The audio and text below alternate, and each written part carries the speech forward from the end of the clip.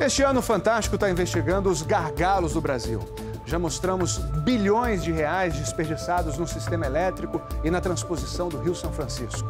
Chegou a hora da série Brasil, quem paga é você. Sônia Bride, qual é o tema dessa noite? Tadeu, hoje nós vamos falar de ferrovias e portos. No preço de tudo que a gente compra, 20% são custo do transporte. Dá R$2 em cada 10, Tadeu. É muita coisa. E a consequência a gente vê. Este ano o Brasil teve uma super safra de grãos. E a comida ficou mais barata? Não ficou. Isso porque o preço do transporte fica mais caro ano a ano. De 2003 até 2011, o frete desde a lavoura mais do que triplicou. É uma situação absurda, Sônia. E essa conta acaba sendo de todos nós.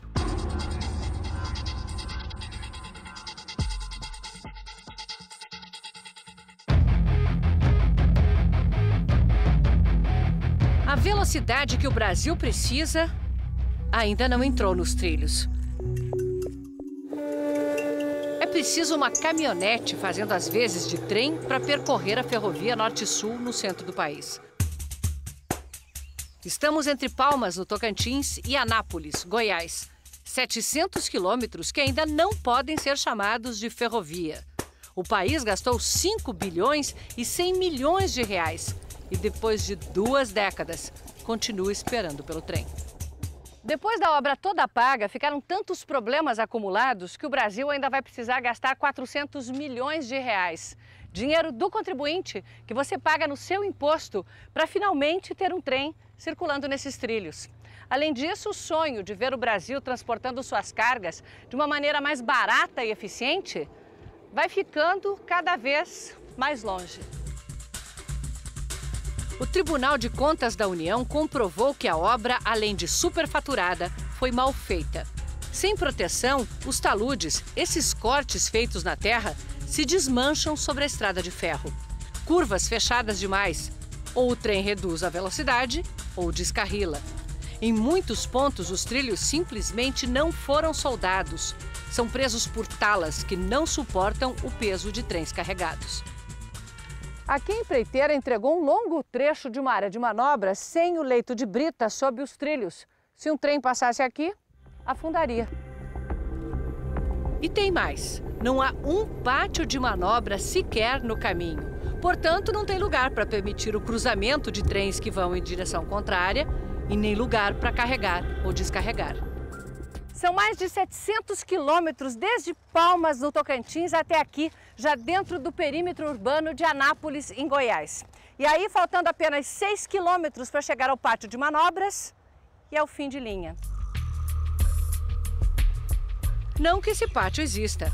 Depois do túnel, tem o espaço e as pilhas de trilhos que, de tanto tempo estocados, estão perdendo a garantia.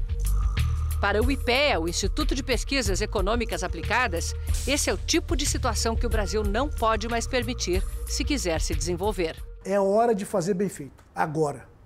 Porque não adianta fazer um projeto vagabundo, começar uma obra e daí a pouco isso dá com os burros na água, né? Ou com os trilhos frouxos, literalmente. Ou com os trilhos frouxos. Ou trilhos moles. Só agora o Ministério dos Transportes constatou que o aço dos trilhos comprados na China não tem a dureza necessária e, por isso, a capacidade de carga deve diminuir. O prejuízo é contabilizado dia a dia pelas empresas do Distrito Industrial de Anápolis. Só desta aqui saem todo mês caminhões que percorrem 300 mil quilômetros fazendo entregas. O transporte hoje para a nossa empresa representa em torno de 30% do custo final do produto. Com a ferrovia, o custo poderia cair, criando as condições para expandir os negócios. Nós vamos crescer, em média, 30% ao ano após a ferrovia estiver funcionando. Para o atual presidente da Valec, a empresa do governo encarregada de construir ferrovias, a obra atrasou e ficou tão mais cara porque foi feita sem um projeto executivo. Não necessariamente aquilo que foi feito a mais significa um dano ou um prejuízo ao erário, mas evidentemente uma falta de planejamento. Tá?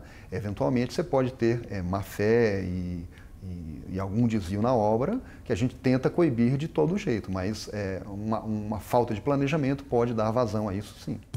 Agora a Valec fará os projetos antes de qualquer nova licitação.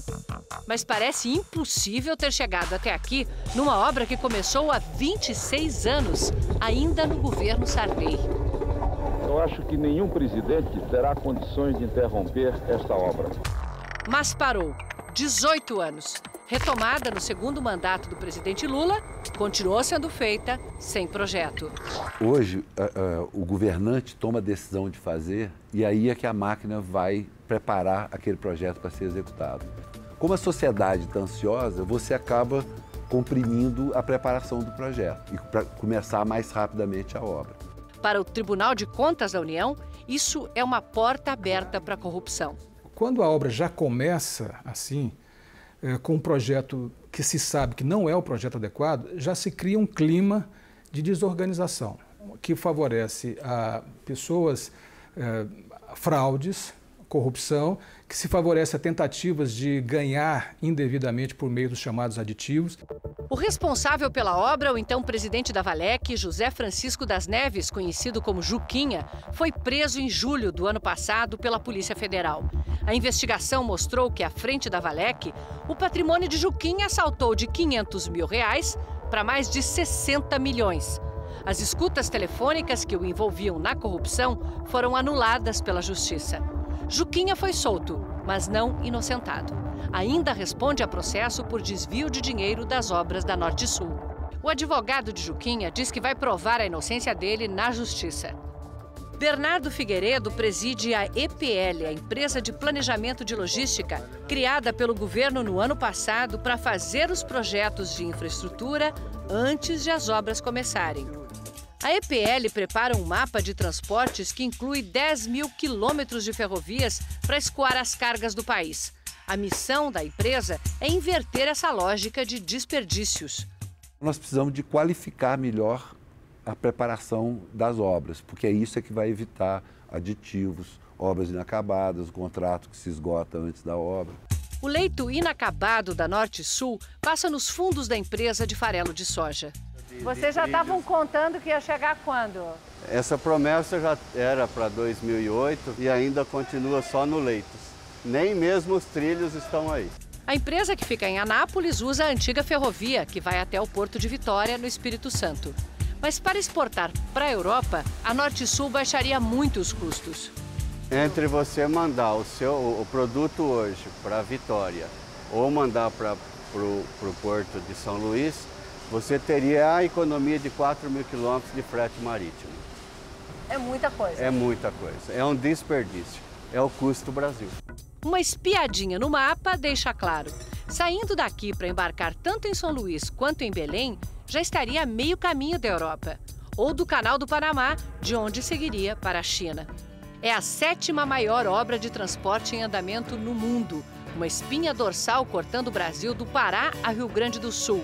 Mas só há trens no trecho de Palmas, no Tocantins, a Açailândia, no Maranhão. Lá, a Norte-Sul se encontra com a estrada de ferro Carajás, que chega ao porto do Itaqui, em São Luís, no Maranhão. Outros 2 trechos estão em obras. O resto nem começou. No trecho que vai de Goiás a São Paulo, o TCU descobriu que várias pontes não têm projeto. Estivesse o trem pronto e não haveria engarrafamentos na entrada dos portos. A maioria dos caminhões que está no pátio de espera do Porto de Santos saiu do norte do Mato Grosso. Lá na lavoura, o Brasil é o mais eficiente do mundo. Ninguém produz melhor ou mais barato. E este ano tivemos super safra. Mas depois de 2 mil quilômetros da estrada, o custo do frete já consumiu 30% do preço da soja. E vai ficando impagável com os atrasos. Em Santos você tem que esperar para descer a serra, fica até 5 horas para descer a serra. Quando chega no Ecopátio, fica 2, 3 horas para entrar dentro do Ecopátio. O Ecopátio é um estacionamento onde eles esperam vaga para entrar no porto. Depois que sai do Ecopátio, muitas vezes você pega 3, 4 horas de fila para chegar dentro do porto. Chega dentro do porto, tem engarrafamento também. Todo mundo perde. Nós ganhamos porcentagem, né? Não somos salariados. Nós estamos parados, nós estamos perdendo, nós não ganhamos dinheiro, né? Nós não temos salário fixo. O engarrafamento de caminhões é pior porque a cada vez que chega um trem, a estrada é bloqueada. O viaduto que evitaria isso é obra do PAC, mas não ficou pronto a tempo da safra. A dificuldade não é só fazer a soja chegar até o porto, mas fazer com que ela embarque nos navios. O Brasil não tem berços suficientes, quer dizer, espaço e estrutura para carregar os navios. Um outro engarrafamento, lá na entrada do porto. Um sobrevoo na aproximação do Porto de Santos mostra o tamanho do engarrafamento. Mais de 80 navios ancorados na fila para atracar. Eles vão esperar, em média, uma semana, a um custo de R$60 mil por dia. Essa é uma das razões para que, entre os BRICS, o grupo de países emergentes mais ricos, o Brasil fica em último lugar em qualidade de portos e ferrovias. Se você olha, praticamente todos os portos temos filas. Filas e filas de navio. Dentro das baías, fora das baías. E isso daí alguém paga, nós pagamos. Não há dúvida que nós pagamos. Por causa do atraso no carregamento dos navios, a China cancelou a compra de 2 milhões de toneladas de soja este ano. O recente cancelamento de exportações de soja é uma demonstração clara que o Brasil tem condição de vender, mas não tem condição de entregar nos prazos definidos. Este armazém aqui é o exemplo de como o sistema entra em colapso. Há 3 dias parou de receber soja porque está completo, com 135 mil toneladas de soja. Dá para carregar 2 navios, só que ela não pode carregar porque não tem espaço no porto para os navios atracarem. Vai ter que esperar mais 15 dias para começar a carregar e a receber nova soja. A empresa dona deste armazém divide apenas um leito com outras 3. Assim, só consegue carregar 2 navios por mês. Pelo menos um gargalo começou a ser resolvido. Desde sexta-feira, os serviços públicos como Receita Federal, Vigilância Sanitária e o Ministério da Agricultura estão trabalhando 24 horas por dia nos portos de Santos, Rio e Vitória. Em maio, outros portos passam a operar 24 horas por dia. Só isso deve aumentar a capacidade de embarque e desembarque em 25%, segundo a Secretaria Especial de Portos. Pela primeira vez, o Brasil fez um planejamento a longo prazo, de maneira que nós sabemos o que o Brasil precisa de investimentos até 2030. No ano passado, nós movimentamos mais de 900 milhões de toneladas. Em 2030, deveremos movimentar 2,23 bilhões de toneladas nos nossos portos. Os investimentos previstos são de 58 bilhões de reais, a maioria da iniciativa privada. Na outra ponta da ferrovia Norte-Sul, a soja já chega de trem, apesar de ainda em volume muito pequeno, porque a principal região produtora ainda não tem acesso à ferrovia. Aqui no Porto do Itaqui, no Maranhão, o problema não é a falta de berços. Esse aqui é novinho, ficou pronto em dezembro. Só que não pode ajudar a escoar a super safra, porque não tem armazém para estocar os grãos e nem esteira para carregar os navios. A obra do terminal de grãos ainda está na terraplanagem. Ao lado, num terminal privado de uma empresa de mineração, mais de 3 milhões de toneladas de soja chegam de trem todo ano. É fácil ver como é mais eficiente. Um trem de 80 vagões é descarregado em 8 horas. A mesma carga precisaria de 240 caminhões e 60 horas de descarga. Só que para embarcar no navio, essa soja precisa dividir esteira com ferro. Quando um embarca, o outro para. A empresa está construindo um armazém e esteiras para duplicar a capacidade de embarque. A carga de contêineres também enfrenta problemas. No Porto de Santos, muitos navios, depois da espera, saem com espaço vazio nos porões, porque por falta de dragagem, a entrada do porto é rasa demais e não permite carga plena. O operador do terminal diz que seus preços de operação são competitivos, mas aumentam muito por causa do acesso dos navios e dos caminhões. O custo, então, está em chegar e sair do porto? O custo está exatamente em chegar e sair do porto. Se você fizer um comparativo, o custo de um transporte de contêiner de São Paulo para cá custa mais ou menos R$ 1.200. Isso equivale a $600. Com $600 você atravessa a costa americana, da costa leste para a costa oeste. 4.300 quilômetros pelo que pagamos por 120 quilômetros. É que lá vai de trem. Se a ferrovia Norte-Sul estivesse pronta, o Brasil também sentiria o impacto de redução de custos. E, em vez de esvaziar, encheria os cofres públicos. De 2007 até agora, teria faturado 12 bilhões de reais, suficientes para pagar a obra e lucrar 50%.